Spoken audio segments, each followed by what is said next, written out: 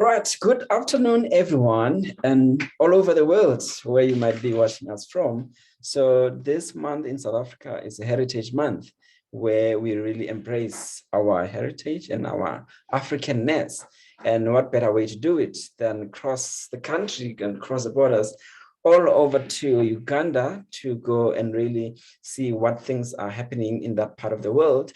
And today we are joined by the amazing entrepreneur from that part of the world called Mr. Patrick Seremba, who's going to be taking us through what to really expect in the African economy and how we can be able to build African economies through entrepreneurs and entrepreneurship, because they always call Africa a dark continent. We can't be a dark continent when there's entrepreneurs who are problem solvers. And this is how we solve the African problems with African solutions. And the problem solvers here are entrepreneurs. And to help us get more about how we can, as entrepreneurs, be able to position ourselves for all these African problems is Mr. Patrick Seremba, who's just going to introduce himself. I normally don't introduce our guests to allow them to be able to really give us much more information about themselves. So you can tell us more about who you are, what's your name, and then one thing maybe that we don't know about you that is really exciting and interesting. Welcome, Mr. Patrick. You are on mute, Mr. Patrick. Well, sorry about that. Thank you so much for hosting me. I'm very excited. It's not so often that I'm on this other end, because oftentimes I'm hosting people, because that is also part of one of the things that I do, this other side. My name is Patrick, for those that are joining us, and just like the host has introduced, that we coming to you from some other part of Africa, not South Africa. Coming from Uganda, the Pearl of Africa, for those that know that. And wow. Oh yeah, and an expert in a couple of things. Among those, a communications expert and a media expert. I do a lot of things in regards to communication and storytelling for impact, and I work with Einstein Rising. And basically what we do at Einstein Rising is we are an ecosystem builder that is supporting social businesses. And when I talk of social businesses, I'm talking of businesses that are going to transform the continent, Africa, because these are businesses that are impacting people. They are challenging the financial status quo of people in terms of creating employment or good livelihoods, but also they are very, very keen when it comes to environment. So we do quite interesting work in that line, and we work with a couple of entrepreneurs, and only that has been a resource for me to garner a lot of knowledge about entrepreneurship, even just before I went into the space to also start innovating and creating solutions to some of the things that I have seen around, and I think I can do something about them. So we also front the narrative that Africans can create African solutions to African problems. And I think in tonight's conversation, we'll be digesting a bit more on that, getting to understand how do these innovations or the initiatives that entrepreneurs, startup contribute to better Africa and better economies. Now that we know that with COVID-19, there has been a lot of shakiness and shrinking of different economies. But with entrepreneurs, I want to say there is hope that we still have it together. Lots of things I enjoy to do, and among those is I enjoy engaging in the creative industry, whereby we get to do plays. I'm a poet, I love writing, and yeah, anything in that line is something that interests me. Other than that, I'm just welcoming everyone in the call and looking forward to sharing with you in context to what is happening down here in Uganda and entrepreneurship. Thank you. All right, thank you so much for that introduction. So just now tell us more about in Uganda. Is Uganda open for business? How is the entrepreneurship landscape that side? What are entrepreneurs busy with? What are they doing? Is it vibrant? Are people like opening their business? What inspires them to start businesses? And what do you think is the most distinct feature that define the Ugandan entrepreneurs? Well, I'll start with the last tick of the most distinctive.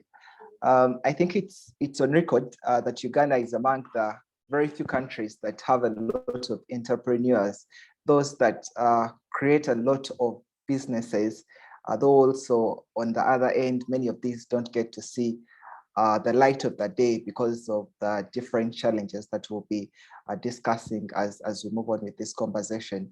But trying to put the business environment in context. Well, COVID-19 happened, and lots of this has been a blessing in disguise, but it has also somehow been a dark side in terms of businesses. So trying to assess how businesses are faring, I'll start with what I'll call the lighter note, or the silver lining. Mm-hmm. And this is that businesses have been triggered to innovate in terms of making sure that they can stay upfront and stay in line with doing what they are doing. So when COVID-19 happened, a lot of businesses were closed due to the lockdown. And this really triggered the fact that the economy or the business community was encountering a new sort of experience that they hadn't faced before. And this came with a lot of troubles in regards to the processes themselves of producing the products, the consumers also, and also maintaining the markets for that matter.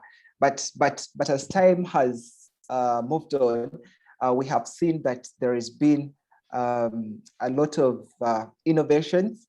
And among the innovations, one that is very instrumental that I think is notable is the fact that business communities started to embrace digital means of doing business right within all their operational processes, because then we started to realize that businesses that perhaps weren't online, they started to shift and maybe create an online store or something just as simple as a page.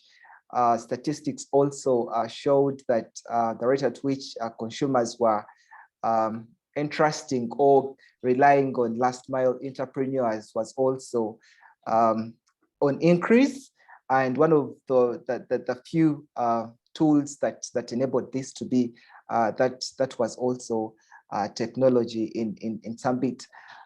So amidst all challenges, businesses have thrived because entrepreneurs have the spirit to always look for the opportunities that come within the challenges.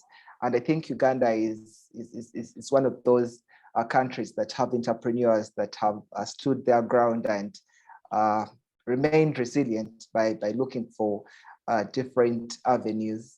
Also looking at how business is surviving in Uganda, there has been political will to support the sector and political will in terms of we have seen some policies coming up, and we have seen government interventions through its other statutory bodies, ministries, trying to create different, what can I call them, different ways to support the sector so that it can get to thrive again.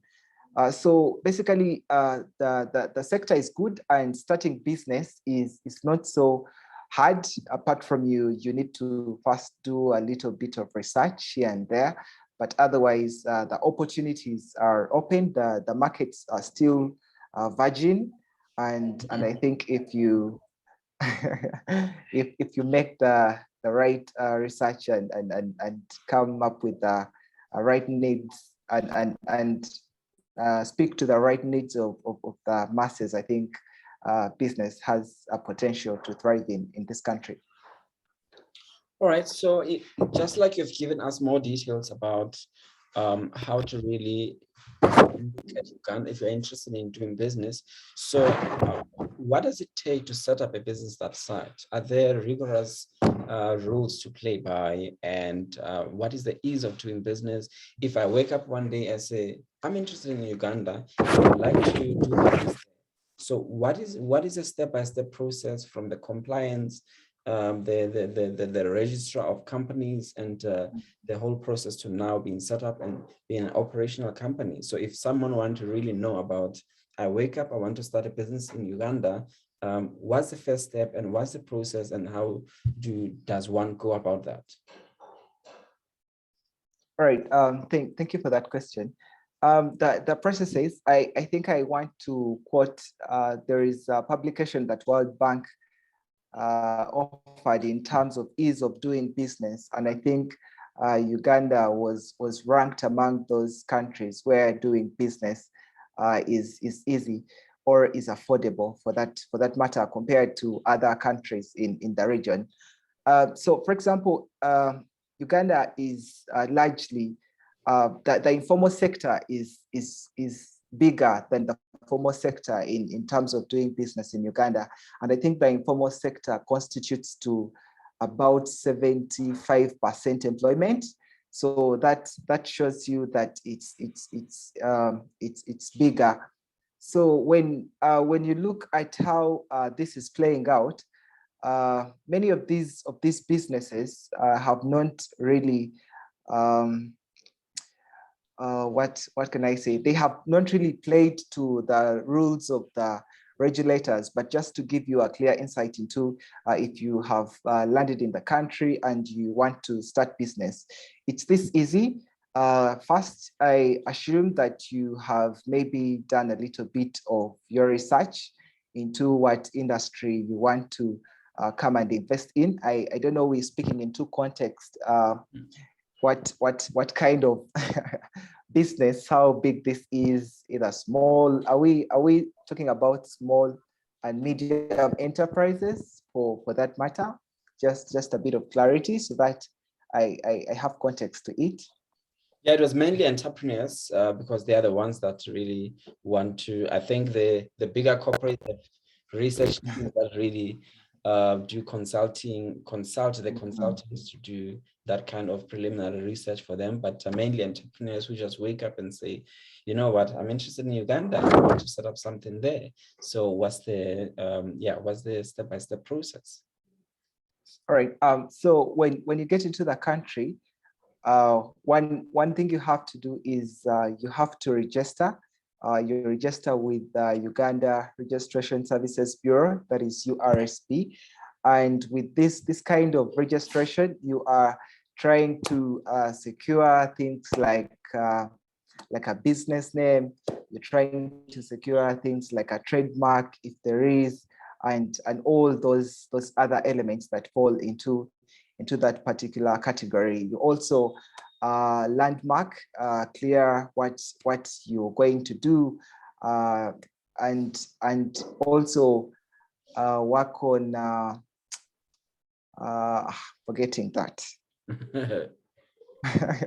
Oh God, there is some other document that speaks into the mode of work that you're going to be operating in, so that then you do not entrench and divert into other business. So Uganda Registration Services Bureau is one entity that you need to see. I think another entity that you need to see is have a certificate from Uganda Registration Authority. And with Uganda Registration Authority, you are trying to work around things to do with like taxes, the different taxes that your business might be like liable to. And then when you're done with that, there is also local, or what we can call is it regional? Or regional could get big, but bringing it down to the community where the business is going to be operating.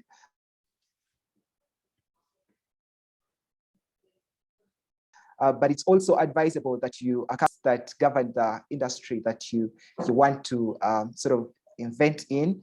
But otherwise, if you are looking at it as an entrepreneur, it's so easy that you do not need a lot of documentation for as long as you are registered, and you are also registered with the body that collects the taxes, and you remit your taxes. I think it's that easy.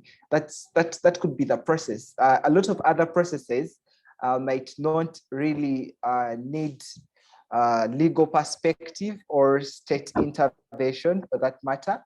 But of course, there could be some other different processes or entities or even organizations that you might need to reach out to in order to start successful business in certain areas and certain industries. No, indeed, I think that is great. There are always many different things that are hindrance from one country to country in terms of the ease of doing business and just the process itself. I don't know why some countries, especially in Africa, would make it so difficult just to start a business there. And that's why people then tend to consider going out of Africa to go set themselves up there, because the ease of doing business here is quite not easy. Look at the infrastructure, look at the enablers, the support system, the ecosystem doesn't really support people and encourage investment and for people to really want to start their own companies. Exactly. So we have viewers from Facebook and we have also viewers from Instagram. So I would encourage you, if you have the link, to join in on Zoom. I think that's where you will get much more better quality in terms of the session that we have, because on these platforms we are not seeing Mr. Patrick. So yeah, please, if you have the link, just use the link to go into Zoom, and then that's where you'll get the better quality of the conversation that we have. So thank you so much, Mr. Patrick. So also note that if you have just joined in, we are talking about how entrepreneurship can be the anchor of building African economies, because we have seen that is the last hope that we can use to really improve our economies as the entire African landscape. So what do you think can also be the thing that can really help us establish stronger African economies? How do we approach and encourage entrepreneurship in the African countries so that entrepreneurship become really the anchors of the economic growth in a lot of African countries? Because you look at some of the countries, entrepreneurial activities are very low, and people are relying on governments, and there's just so much poverty. And what do you think, how entrepreneurship can solve those problems of poverty, unemployment, and inequality? Yeah, you make a very good point, and I think anchoring our discussion in the line to do with how entrepreneurship can be a driver to development is a very fundamental discussion. Just to bring you up to speed, I would think that for entrepreneurship to be able to be impactful, first of all, we need to look into the political will in the African continent to support entrepreneurship. Because when you look at different, the infrastructure itself, you look at the policies, look at the different laws that govern ease of doing business on the continent, this itself in a way is an infringement into how entrepreneurship can push to the last mile in making sure that there can be like collaborative growth and growth that can be sustainable, and also growth that can be impactful to the different to the country, both socially, economically, and otherwise. So I think if we can work on a number of things, this entrepreneurship can steadily be a vehicle that is going to transform Africa. So just to highlight some of the few things that I think can be done if this is going to work. One of those is the infrastructure, because you find that the business environments in which businesses are operating, they are having lots of constraints. And among these constraints is maybe, sometimes there are tax burdens, sometimes the regulators are really so extreme, sometimes there are no incentives that can maybe lure in more local investment to support these different businesses so that they can boom and get to impact like on a larger scale. So I think that is one hindrance that is a problem. But also another issue that I think has been not really addressed is the fact that there is no co-creation or enough collaboration in terms to do with entrepreneurship. Because you see, if people are going to create different innovations that are going to be solving certain challenges, and perhaps they are addressing a certain need, and the demand is high, there is need for us as a continent to have an interconnectedness whereby there is a value chain to innovations and how things link into each other. Because if there is this, then there is going to be that the synergy is going to create, is going to result into better results, and it's also going to result into things like being approached easily. It's going to advance the rate at which things are being done, the technology, in terms of maybe also human resource, in terms of maybe sensitizing the customers, or in terms of understanding markets better, in terms of also placing value proposition better. So I think these are some of the things that we can sort of benchmark on to see that entrepreneurship, being it that it's one of the, not even one of the, it's the hope for the transformation that we want to see, both social and also economical for that matter. So yeah, basically that's what I will have to say on that. Yeah, so with the support ecosystem, what do you think is missing, especially in the African continent? I mean, you are privileged to be working for the Rising Einstein, which is looking at ensuring that it capacitates entrepreneurs, support them with various solutions and interventions. And in most of the African countries, they don't have that luxury. Just like with the South African entrepreneurial ecosystem, we have about 340 agencies to support small businesses, and those are also formed out of the policy that we have, which is the BBBE, where companies have to contribute for the advancement and the development of small businesses. So it creates a lot of players in the ecosystem to be able to be financed in order to support small businesses, to be resourced, to be able to help small business. So from the policy perspective, I think as South Africa, it has created that environment where small business can really reach out somewhere, go somewhere to seek for help. And you don't find such policies in other various African countries. It was enabled for us by the affirmative action for our country where we come from.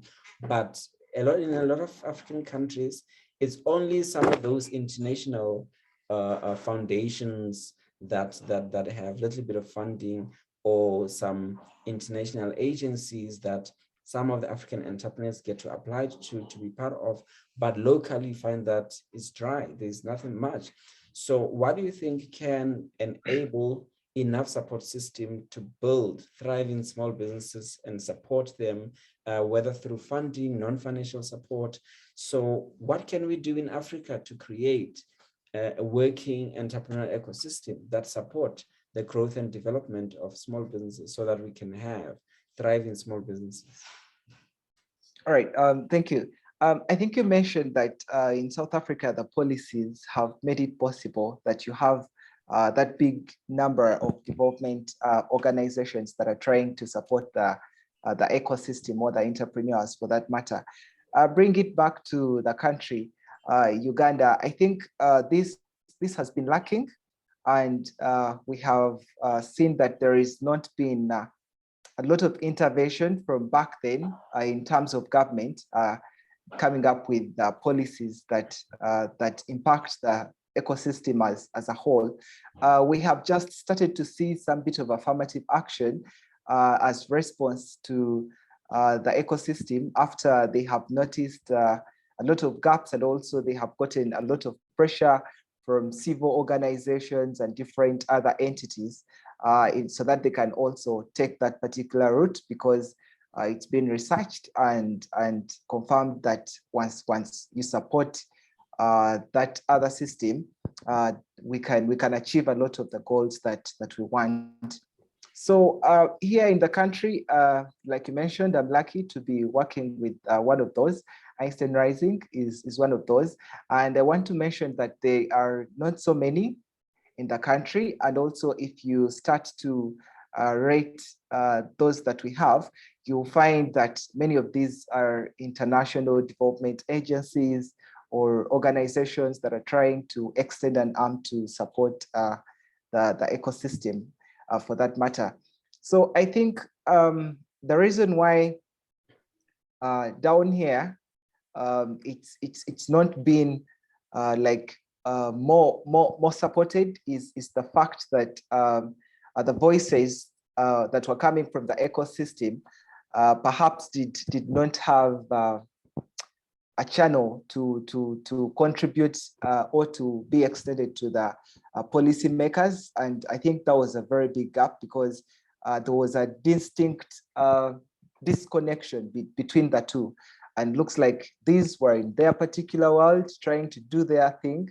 And also the state was also, or the policymakers were also on the other hand. So the fact that there has been continuous interventions and creation of forums where we get to have different conversations and involve civil organizations, bring the private sector foundation, bring the government, bring the different international actors. This has now created a platform where by now we have started to embrace the fact that we need these kinds of development centers that are meant to help these different innovators get to understand better how the space can work, what could be the opportunities, how can we go about different things, because many of these also are a bit illiterate about a couple of things. So we think the fact that there is been a platform, and I think if we want to create more intervention into the space, we need to create conversations or platforms for conversations where there is open engagement, and we need to reach out to every stakeholder so that they can also be a part of this. And I think that way we can be able to push. Also, another thing is there has been a mindset coming, of course, from not having enough information, because there is information insufficiency. Because there are no particular actors that have come out to advocate to share this information, that, you know what, there are centers like this, they can help you go about this and this. So you find that entrepreneurs are struggling because, okay, first there are few, and another is, even with the few, there is not enough information about them. So a typical entrepreneur just doesn't know what they do, and they don't know that they can actually go there and get some business development tools free of charge, get some bit of training, get to assess how valid their solution is to the market, so that then we can have more businesses actually grow at a faster rate than when they are not engaging in these different spaces. Because in these different spaces, they can get to network, they can get funding opportunities. These spaces are a resource that can also heavily contribute to the success of different ventures. So basically, in a nutshell, I think the reason why we do not see many of these in Africa is a state issue, but also it's because there has not been a platform that is recognizing the need and also fronting conversations to disseminate information and let the last mile entrepreneurs, those that are on the ground, to get to know about these opportunities. Yeah. So who are some of the entrepreneurs that are really up and coming that are doing extremely well in Uganda, that are very prominent, that a lot of young people are looking up to, that they've really risen from the humble beginnings to really become the big names in terms of entrepreneurship? So are there some of those that you guys are looking up to say that, you know, these are incredible entrepreneurs that are more recognizable, especially in Uganda? Yeah, And there are a maybe couple also of what those. industries are they operating, so that we can know maybe where are some of the opportunities that lie within the economy of Uganda? Yeah, there are a couple of those, and I think I'll start with the prominent safe border. So safe border is into the transport sector, and I think it has even created so many branches a bit across the continent. So but it's a story that started in Uganda here. So what safe border is in the transport sector, and what they are trying to do is they are trying to do the Uber kind of thing, but of course on a border or in a motorcycle for that matter. So the story has a humble beginning, because the founder is one that was working somewhere as a gatekeeper, and from there they changed and went into the motorcycle business. And as they were there, they encountered that, okay, there were lots of issues happening in this particular space. And this particular space was already now housing, I think, over 1 million, but until date, it's about 2 million Ugandan youth that are employed in that particular sector of the border business. So yeah, so he realizes that the space or the business is bringing in a lot of youth, and it's creating a lot of opportunities, but also on the other side, it's not managed well, and looks like also the clients themselves, they are not embracing it, because it has issues. Every time you're on the newscast, you hear that there has been an accident, and the cause will be a motorcycle guy that was maybe rushing into a lane or something. So what Safe Border did is they came up with the app, and what they did was first bring on board these different riders, do some bit of sensitization, arm them in terms of conduct and how they need to deal with themselves, and all that kind of education around how they need to change their perspective and community. And as I speak now, I think the application has over 10,000 registered riders that use it. And when you come to the public, I think it's so many guys that use it. So his story is one that has touched the hearts of different entrepreneurs, and also inspired a lot of those to join the sector for that matter. Then another one that we have very prominent in the country, that people are proud of, is Ensibuko. Yeah, and Ensibuko, I think they just got some investment of about 1 million USD very recently.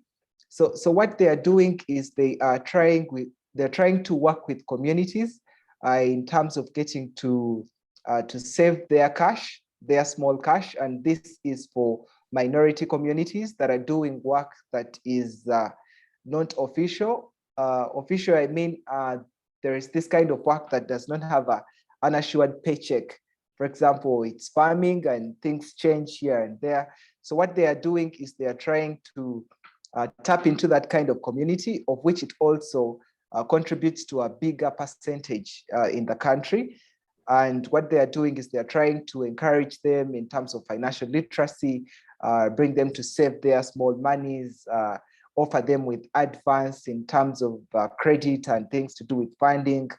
And at the end of the day, you see that a humble story that started from a certain village, working with a few farmers here and there, can be able to secure a 1 million USD funding. So you see that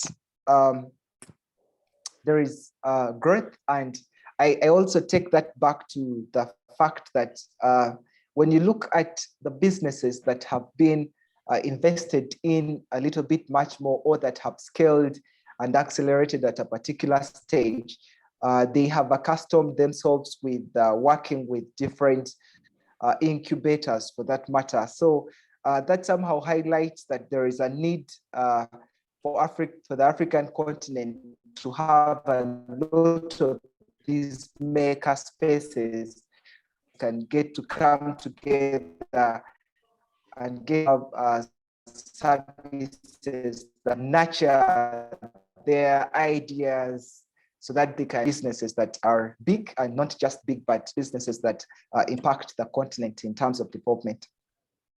Yeah, for sure. So why do you think that some of the African entrepreneurs, they tend to do well when they leave Africa? I mean, in South Africa, we always look at entrepreneurs like your Elon Musk. So he would have not been able to build Tesla here, or be able to build Solar City, or many other companies that he was able to start. So because of the limitation of the economic ecosystem that would support such ideas. So why do you think some of the entrepreneurs, they tend to do well when they go outside of Africa than when they build themselves here in the continent? They wouldn't be as big as they would in other parts of the world.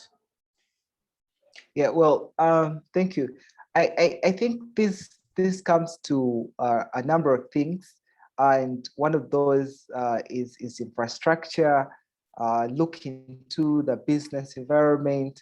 Also, sometimes you look into the market viability, and also the information bit of it.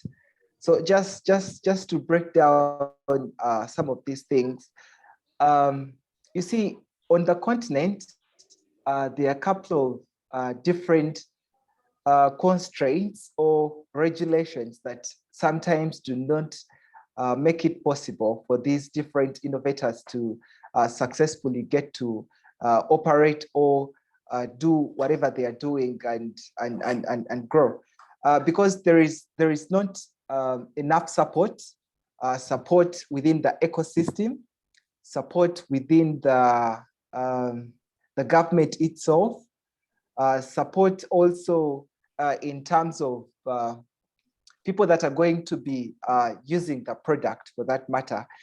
And also another challenge or reason why I think some entrepreneurs that actually leave the country at some point get a little bit more successful.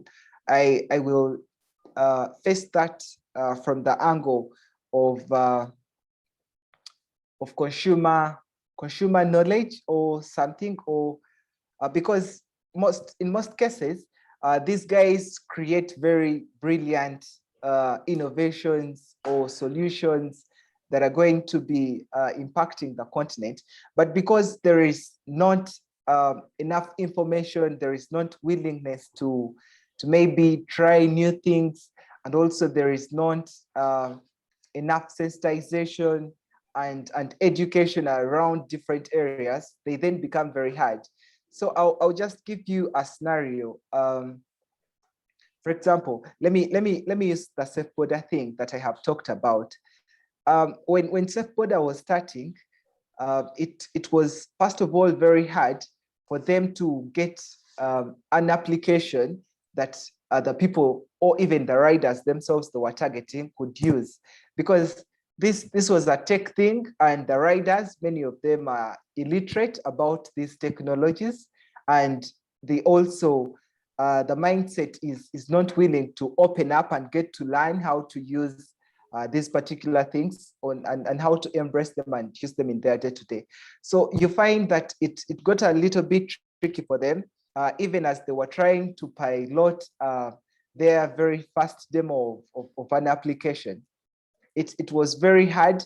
You find that they went through a couple of phases. And also another thing I have to note is sometimes also the human resource that can give touch to these different innovations so that they can then become something that can be usable, or something that can be compatible into the societies, has also somewhat been lacking.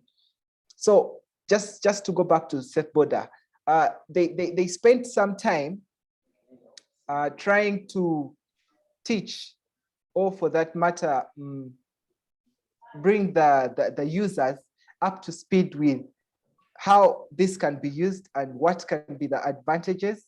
And looks like a lot of funding is also needed at this particular phase.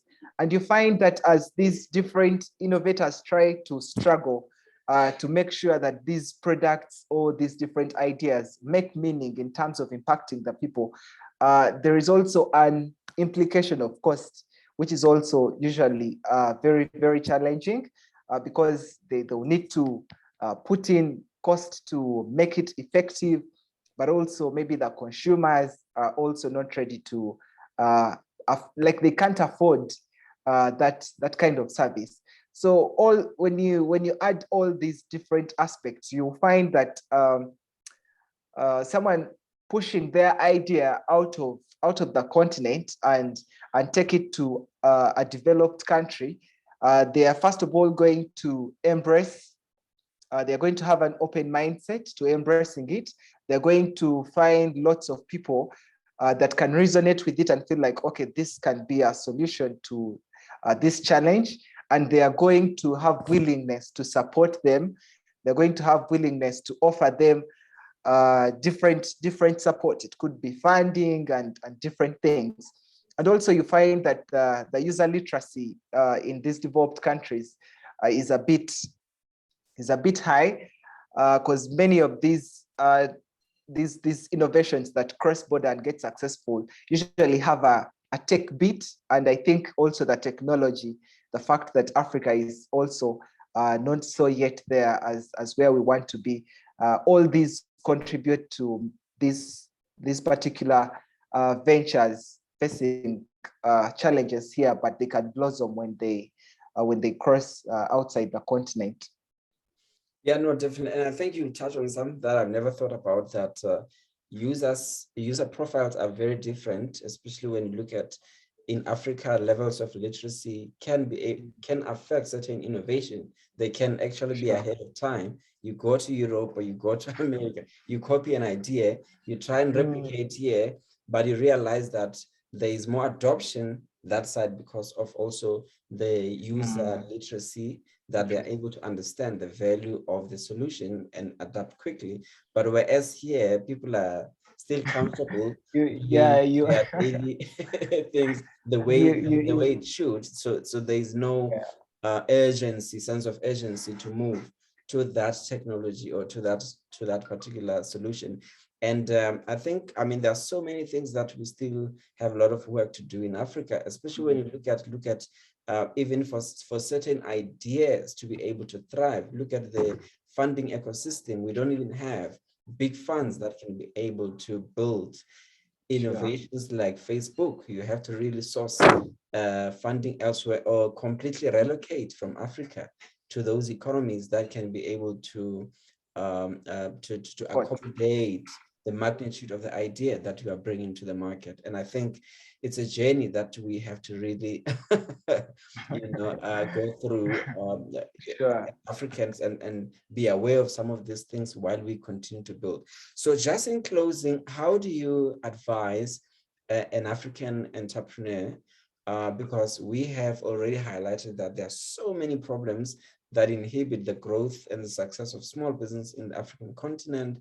And we are oftenly not those type of entrepreneurs that that have that tenacity to do it against all odds as compared to entrepreneurs, whether from China, from Europe, from America, who really just go big and never think of the limitations surrounding them. So how do you advise an African entrepreneur sitting somewhere in the village and not really having nothing to work with to really become the Einstein, or become the Elon Musk, or become one of the greatest entrepreneurs from really nothing? Because in Africa, when we talk about having to start businesses, some of the people, they are from environments where there is literally nothing to start with, no Sure. resources, no infrastructure, no policy that can support that, no enough funding that can even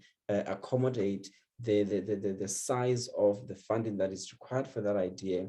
So how do we really give a message of support to these African entrepreneurs to never give up on the dream of using entrepreneurship to build African Mm. economies? All right. Just as I get to that, I want to mention that sometimes entrepreneurship is a very lonely journey. Sometimes you have this idea and looks like everyone around you is not resonating. They feel like either it's too big to happen, or it's just never going to work. But one thing you have to have first is the mindset to believe that whatever you want to do can happen, and that if you keep yourself laser focused, it can get to happen. But also, I'll task entrepreneurs that want to start different ventures or things to pay very keen attention to making a bit of research, because when you come into the market or create something or a business, when you have certain things on your fingertips in terms of information, this is going to help you make your journey a little bit smoother, because you're going to know what your market is, what do you need to start business, what is the value proposition. You get to know where do you run for support, for example. You get to understand a lot of different things. And I think when you study all these, including the business environment as well, and there will be a little bit of connectivity. And as you get all these different touch points together, I assume that by the time you launch or come into the market and want to create something, it will be viable. It's also very fundamental to have a third eye if you are going to be an entrepreneur. Don't be the likes that just wake up one day and see maybe business ABCD is working very well, it's thriving, and then you just jump into it. Be one that is intentional and deliberate in terms of the offer that you want to offer to the clients or offer to the communities that you target with what you are targeting.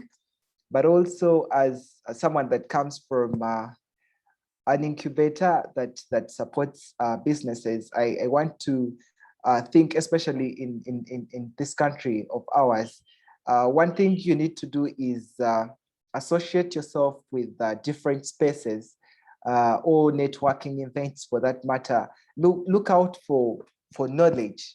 Try to, however much you do not have the resources yet, maybe the funding or everything to run operations, But if you try to reach out to different maybe business development, maybe organizations, because you have a lot of those that offer free services in the country.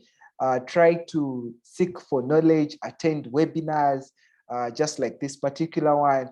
Always be open-minded to listen to new ideas, share a couple of ideas that you have, ask for some bit of advice, because there are people that are willing to support you in a way, just give you some moral support and tell you about different things. For example, you want to start business in another country, you can reach out, just try to start to familiarize with the different procedures of doing business there. So I think in short, the biggest resource is before you can even start with all the constraints that you have, just make yourself open-minded to learning a lot of these different things. In the course of learning, you're going to better your idea, you're going to get more support, you're going to meet more opportunities. And at the end of the day, I think you have a place to start from, because you will be rich with a lot of knowledge for that matter. All right, thank you so much, Mr. Seremba. So this was Mr. Seremba from Uganda, telling us more about the work that they do from the Rising Einsteins, which is more like an incubator, I would understand, that assists and supports small businesses with non-financial support. And these are just some of the things that we were talking about, that if we widen the entrepreneurial ecosystem to create all these support agencies, that is better for entrepreneurs, because it doesn't then make it a lonely journey, as you said. They have somewhere where someone can believe in them, believe in their ideas, and be able to help them, handhold them to really take them to market, make their idea market ready, and then also make sure that with the access to market, their supply chain ready, and their funding ready as well, so that they can be able to access things like funding and be able to grow their businesses. So it has been a pleasure talking to you about some of these ideas. I think and I hope that we will definitely engage beyond this and see some of the work that Rising Africa is doing, and then just continue to learn about what is happening in the entrepreneurial ecospace within the African continent, and how these collaboration can begin to happen, so that an African entrepreneur in South Africa can be able to link up with an African entrepreneur in Uganda. And these are just some of the collaborations and the safe space we are creating for small businesses to be able to link up everywhere in Africa, so that they can be able to enable themselves to trade even within Africa. I mean, there's a Africa free trade and things like that policies that enable the African entrepreneurs also be able to start collaborating and start selling cross-border and learning more about other markets of other African countries. So I think it has been a very, very interesting conversation unpacking some of these issues. So where can people find out more about the work that Rising Einstein is doing, just so that if they want to learn more about your work and maybe be in contact with you for networking purposes and just engagement? So where can people find you and find more about the work that Rising Einstein is doing? Well, they can visit our website, that is www.einsteinrising.org, and you'll find lots of information there. But we are also on social media across all. It's at Einstein Rising, and there you can be able to catch up with a lot of work that we are doing in regards to the entrepreneurship landscape here in Uganda and across. Otherwise, it's also been a pleasure being a part of this platform and sharing some insights from what I have experienced and learned in this space. All right, no, thank you so much. I think we'll catch this type of conversation again next time, and then get to see where we create opportunities for various African entrepreneurs to be able to connect and do business. So it has been a pleasure us sharing your information And we really appreciate your effort and your breadth of understanding about what's happening in your part of the world, in Uganda and the African continent at large. So yeah, let's continue to have this type of conversation to empower all the African countries and entrepreneurs to be able to continue to never give up and continue to really build Africa through the entrepreneurship, build African economies through entrepreneurship. So thank you so much. And also to the Facebook viewers, because we were streaming from Facebook as well. Thank you guys for joining in. And the guys from Instagram as well. Thank you so much for joining in. And you will be able to also find this video on YouTube on the Rapala Mutumi channel. So there are also many other content there that we have created in the past, interviews with incredible entrepreneurs. So you can be able to link with us and join us there as well to find much more about some of the conversation we've been having. So from us, it is until next time. So thank you so much, guys.